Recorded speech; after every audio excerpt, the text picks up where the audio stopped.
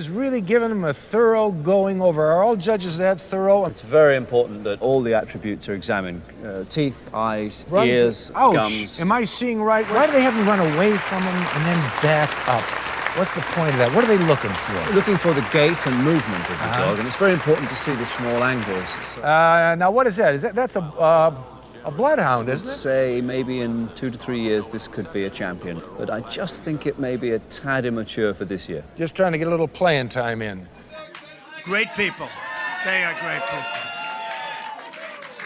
Thank you very much. What's up, guys? It's your boy Benny. All right, it's go time. There is an article that just published on Bloomberg saying that Donald Trump is down to 4 vice presidential selection finalists, and that these finalists are actually doing auditions, apprentice style, for some of the biggest donors for the president's campaign. So here we go. What does the article say, and do we agree with it, and what do our sources say? We're going to cover all that in this video. So the article says there are 4 choices now, with Donald Trump down to 4 choices for the vice presidency, and actually that some recent news about Kristi Noem actually knocked her off the list. But again, we're getting ahead of ourselves. The 4 finalists are Tim Scott of South Carolina, Senator Tim Scott of South Carolina, Doug Burgum, who's the North Dakota governor, Marco Rubio, senator from Florida, and also J.D. Vance from Ohio.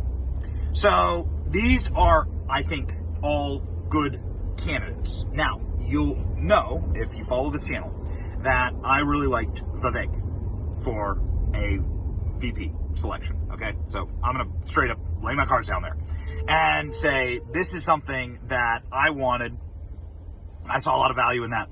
I saw a lot of external and internal polling to show that that would be like a good pivot there. This I think is a solid list.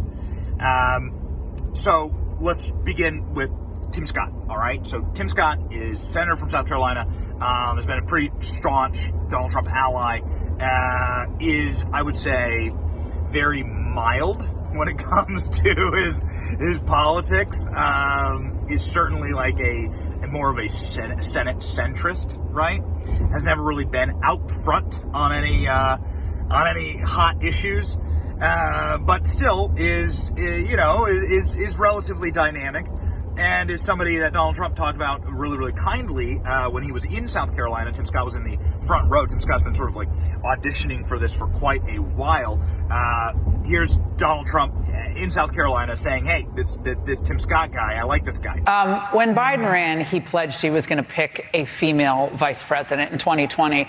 What qualities are you looking for in your vice presidential pick? Well, always the first quality has to be somebody that you think will be a good president, because if something should happen, you have to have somebody that's going to be a great president. A lot of people are talking about that gentleman right over there.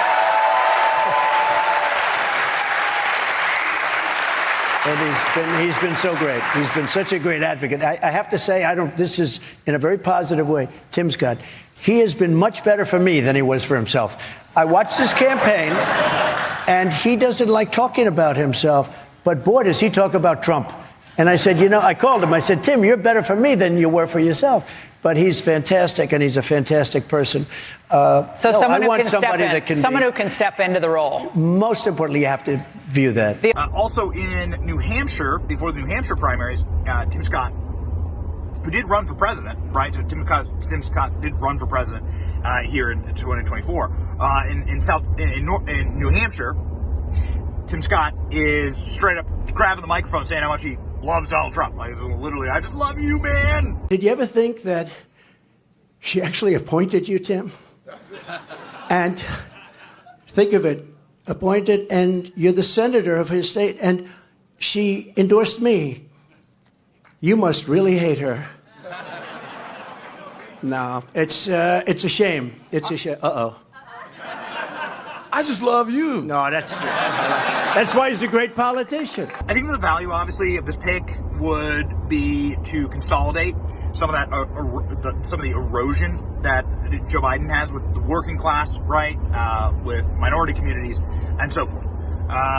And I think, obviously, to assuage some donors. Tim Scott's obviously a sort of darling of the donors, and so on. Moving on to Doug Burgum.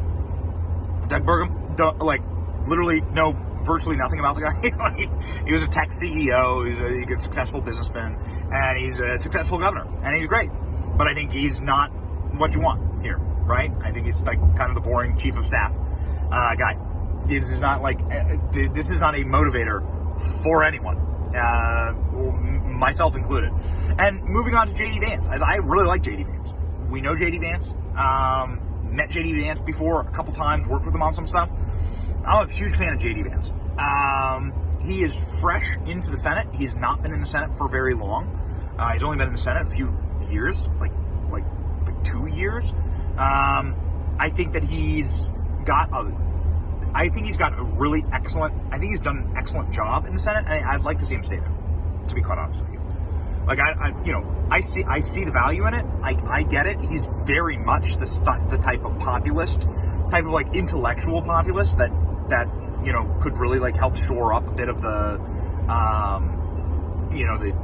the intellectual, like, philosophical weight beyond the Trump campaign for the messaging. So, I mean, I like JD Vance. I like JD Vance. I think that he'd be better served like staying in the Senate and consolidating like the freedom movement inside of the Senate. And I think the Senate's going to be really, really important. And so, I don't know about that. The one that I am the most interested in is Marco Rubio, because I've really thought it through, and I think that's actually the pick. Like, I believe that that's actually the pick that Donald Trump's going to go with, and that this is going to be a pretty obvious pick when you actually break down the numbers. One, you have close to 80 million or more Latino voters here in America. It's 20% of the population. Marco Rubio is fluent in Spanish, and Marco Rubio has, been on the campaign trail with Donald Trump and a strong ally of Donald Trump, in charge of the Senate Foreign Relations, Intelligence Committees, and can shore up sort of that wing for the president. So that's sort of my thoughts. What's Donald Trump's thoughts? Well, he was asked yesterday about this, and here was the response. It's almost a tradition to stop and talk to the press as he goes in and out of the courtroom. And yesterday, as he was leaving, reporters asked him when he's going to announce his running mate for this November. Who's your favorite right now? My favorite for what? Vice President. Oh, who's my favorite for vice president? Well, I'll be making that determination sometime prior to the convention. Finally, I'll give you this. Here's Marco Rubio, who does a lot of interviews on Univision, a lot of interviews in Spanish, speaking to Fox News. This was 2 years ago, speaking to Fox News, answering questions in Spanish, and sort of making the case for why Latino voters should be voting Republican. Using their Spanish skills to stand out on last night's debate stage. The Hispanic vote matters a lot. Will this help them get it? So how was it perceived? Let's ask Florida GOP Senator Marco Rubio. Senator, you saw the segue. I know you watched last night. You saw the segue to Spanish by at least 3 candidates. Is that effective in the Hispanic community as you know it? Bueno, primero, muchas gracias por tenerme hoy con ustedes. Watching Univision? Oh, sorry, wrong network. But look, I think that the problem is they didn't have answers to real problems. They didn't have an answer in English. They didn't have an answer in Spanish. They did the border crisis. Okay, you've got children. You saw this tragic picture a couple days ago of a father and a daughter who drowned. It's very sad what's happening. It's terrible. But the solution to their problems is not that dangerous journey. These guys tell you, they want to decriminalize crossing the border. They're fighting us now on providing more money to take care of people that are already here. They don't want to do anything about the laws that are actually luring people here.